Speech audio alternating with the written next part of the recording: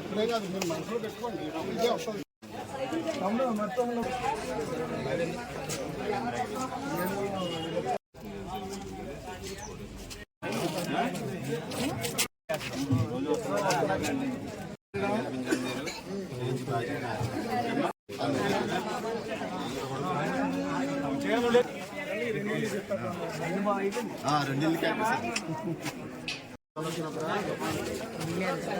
అలాగే ఇప్పుడు అమ్మఒడి ఒకరికి వస్తున్నారు జగన్మోహన్ రెడ్డి గారు, చంద్రబాబు నాయుడు గారు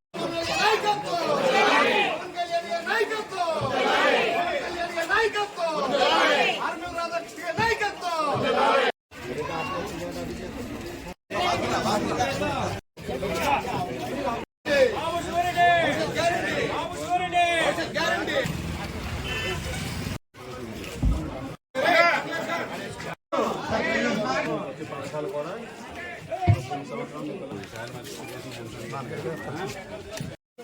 అలాగే అంటే మేము పంపుతున్నాం ఎంత పెట్టుకోండి అందరూ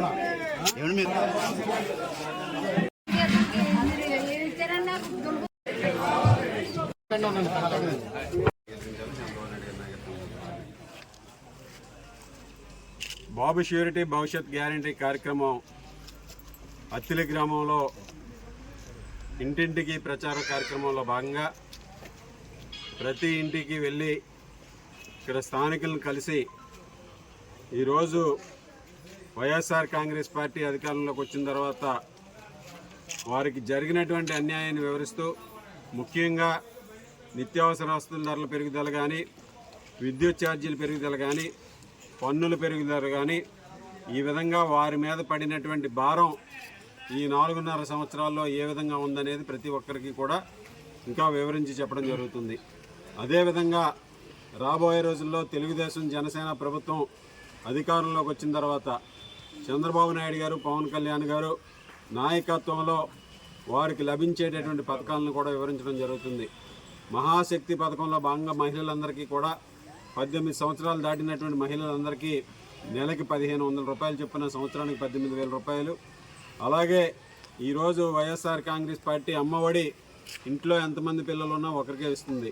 కానీ తెలుగుదేశం జనసేన వచ్చిన తర్వాత తల్లికి వందనం పేరుతో ఎంతమంది పిల్లలు ఉంటే అంతమందికి కూడా సంవత్సరానికి 15,000 చొప్పున ఇవ్వడం జరుగుతుంది.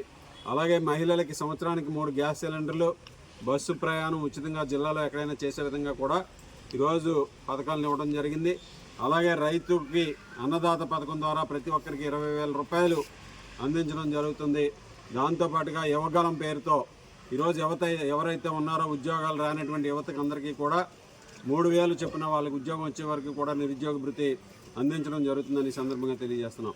ఈ విధంగా సూపర్ 6 పథకాల ద్వారా ప్రతి కుటుంబం జీవన ప్రమాణాలు మెరుగే విధంగా వారికి అన్ని విధాలుగాను కూడా అండగా ఉండే విధంగా తెలుగుదేశం ప్రభుత్వం జనసేన ఈరోజు రాబోయే రోజుల్లో జూన్ 2024 నుంచి పథకాలన్నీ కూడా అమలు చేస్తుందని సందర్భంగా తెలియజేసుకుంటూ ఈరోజు ఎక్కడికి వెళ్ళినా ప్రజలు పెద్ద ఎత్తున స్పందిస్తూ వారందరూ కూడా ముక్త కంఠంతో చెప్పే మాట మరలా చంద్రబాబు నాయుడు గారు ముఖ్యమంత్రిగా రావాలని ప్రతి ఒక్కరు కూడా కోరుకుంటున్నారు.